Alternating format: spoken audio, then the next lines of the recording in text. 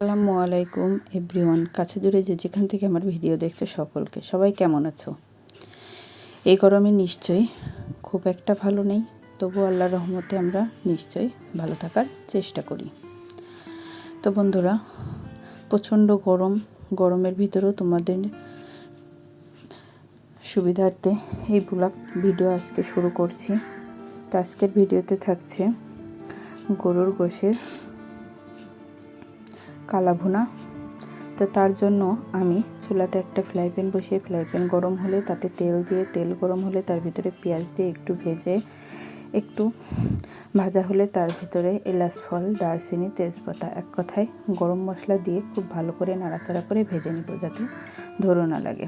হালকা ভাজা হলে তার ভিতরে ধুয়ে রাখা গোশগুলা দিয়ে দিব, দিয়ে খুব ভালো করে নাড়াচাড়া করে ভেজে নিব। ভাজার ভিতরে আমি অল্প পরিমাণ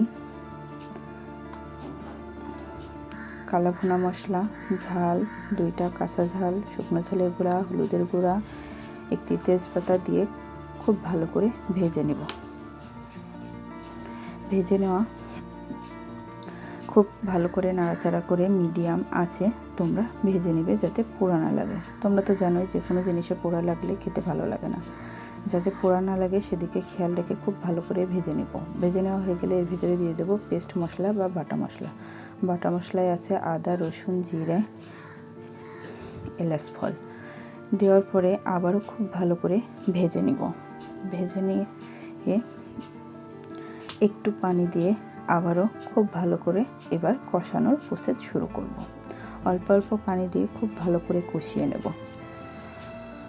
তো আমরা নারীরা যতই গরম হোক, যাই হোক, গরমের ভিতরেও আমরা আমাদের ফ্যামিলির আনন্দটাই খুঁজে পাই। তো বাচ্চারা একটু মাঝে মধ্যে, বিশেষ করে শুক্রবারে জুম্মার দিন আমাদের জুম্মা মোবারক, সেই কারণে জুম্মার দিন একটু ভালো মন্দ রান্না হলে বাচ্চারা খুব খুশি হয়। আর বাচ্চাদের মুখের হাসি একজন মায়ের কাছে সবচেয়ে দামি। তো আমার তো মনে হয় আমার সন্তান যে কোনো জিনিসে খুশি হলে সেই জিনিসটা আমার মনে হয় খুবই ভালো লাগে।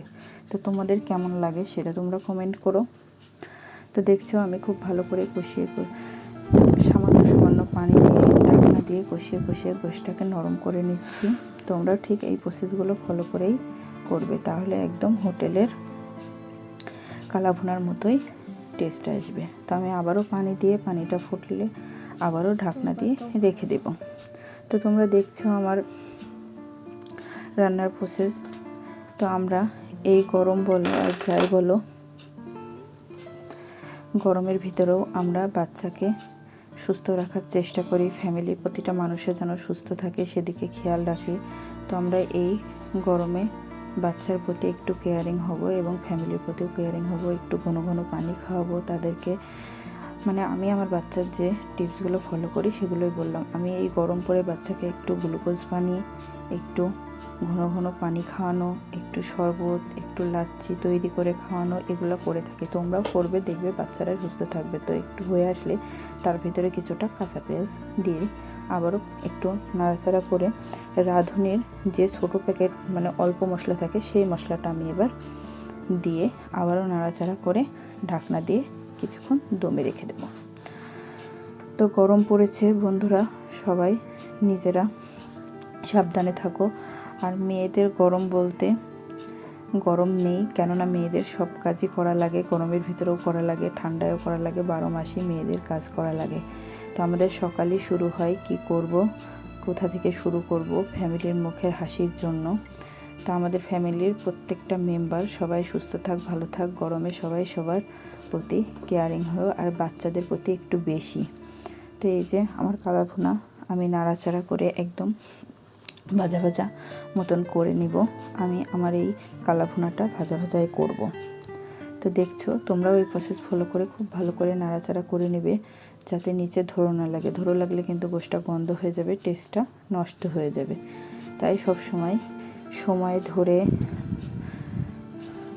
লো হিটে খুব ভালো করে গোশগুলোকে নাড়াচাড়া করে ভেজে নেবে। তো এই হতে হতে তোমাদের সঙ্গে আরও কিছু কথা বলি।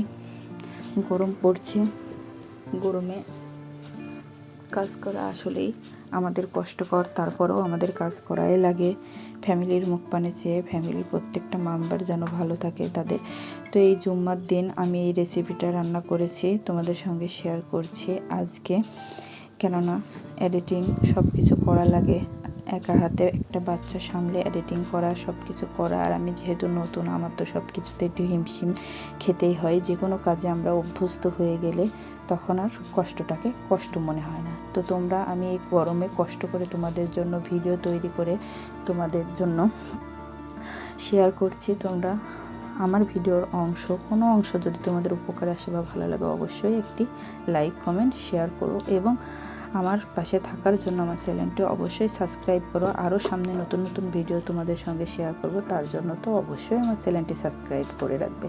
এই গরমেও আমি তোমাদের কথা চিন্তা করে মাথায় রেখে ভিডিও এডিটিং করছি, বা একটি বাচ্চা নিয়ে কত কষ্ট করে একটা ভিডিও এডিটিং করে তোমাদের সঙ্গে ছাড়তে হয় তোমরা নিশ্চয়ই বুঝতে পারছো। তো আমার পাশে থেকো। আমার রান্না হয়ে গেছে, আমি চুলা বন্ধ করে কিছুক্ষণ দমে রেখে এবার একটি পাত্রে কিছুটা তুলে নিয়ে রেখে দিচ্ছি, আমি বাচ্চাকে খাওয়াতে যাব। তো এখন আমি সাদা পোলাও রান্না করব। সাদা পোলাও রান্না করার জন্য প্রথমে এখানে আমার লাগছে চাল, পেঁয়াজ কুচানো আর গরম মশলা। তো আমি ফ্রাই প্যানে একটু তেল দেব, তেলটা একটু গরম হলে তার ভিতরে পেঁয়াজ কুচানোগুলো দিয়ে একটু ভালো করে ভেজে নিব। পেঁয়াজ কুচানোগুলো ভাজা হয়ে গেলে এর ভিতরে আমি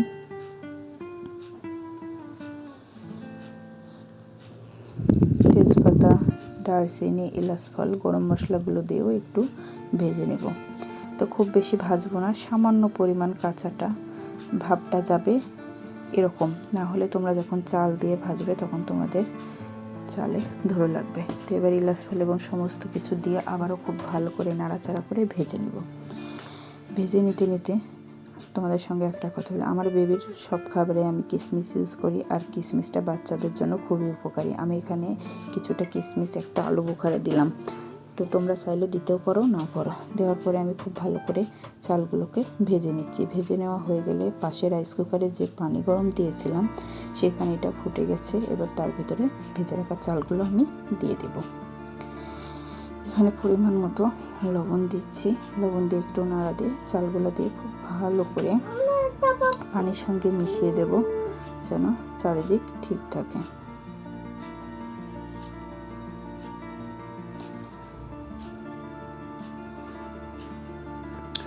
তো বন্ধুরা, প্রচণ্ড গরম, কে কেমন আছো অবশ্যই কমেন্ট করে জানিও। আমার বাচ্চার জন্য দোয়া করো, আমাদের জন্য দোয়া করো, আমরা যেন এই গরমে সুস্থ থাকি আর সুস্থ থাকি। তোমরাও যাতে সুস্থ থাকো আল্লাহর কাছে প্রার্থনা করি, দোয়া করি, তোমরাও আমাদের জন্য দোয়া করো। তো আমার সাদিক বাবুর জন্য সবাই দোয়া করবে, সে যেন সুস্থ থাকে, ভালো থাকে। চালটা যখন একটু ফুটে যাবে তখন আমি এখানে 1 চামচ পরিমাণ একটু চিনি আর একটু পাউডার দুধ গুলিয়ে দিয়ে দিয়েছি। দিয়ে আবারও খুব ভালো করে নাড়াচাড়া করে এটা আমি ঢাকনা দিয়ে হতে দেব। আমি এখানে চিনি আর পাউডার দুধটা দিয়েছি, পোলাওটা একটু মিষ্টি মিষ্টি হবে আর শাহি ভাব আসবে, আর একটু মিষ্টি মিষ্টি হলে বাচ্চারা খেতে খুবই পছন্দ করে। তো তোমরা দেখছো আমি মাঝে মধ্যে ঢাকনাটা খুলে একটু নাড়াচাড়া করে আবারও ঢাকনা দিয়ে রেখে দিচ্ছি দমে। তো এইভাবে তোমরা পোলাওটা রান্না করবে, দেখবে ঝরঝরে সুন্দর পোলাও হবে, বাচ্চারাও খেতে পছন্দ করবে। তো এবার আমি একটা প্লেট নিয়ে প্লেটে বেবির জন্য খাবার সাজিয়ে রাখছি। এই প্লেট সাজানোর আইডিয়াটা আমি তোমাদের সঙ্গে শর্ট ভিডিওতে আপলোড করব, তোমরা তার জন্য শর্ট ভিডিওতেও চোখ রেখো, দেখো। আমি একদিন শর্ট একদিন লং ভিডিও আপলোড করি। তো বাচ্চার খাওয়া হয়ে গেল আজকে। আল্লাহ হাফিজ।